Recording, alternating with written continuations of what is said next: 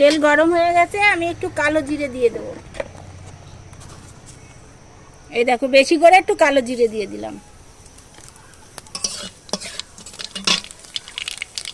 কাঠকল আবারও ধুয়ে নিয়ে আসছি, এর মধ্যে দেখো পাকা পাকা লাল লঙ্কা দিয়েছি, কাঠকলটা দিয়ে দিচ্ছি।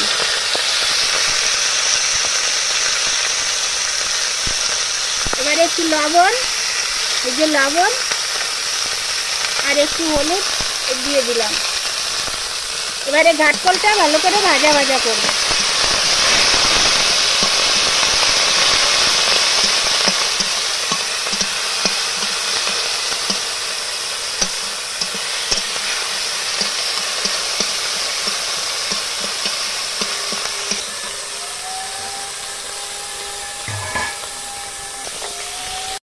কাঠকলটা সেদ্ধ হয়ে গেছে, এবার আমি রসুন ছুলে রেখেছি, রসুন দিয়ে দিচ্ছি।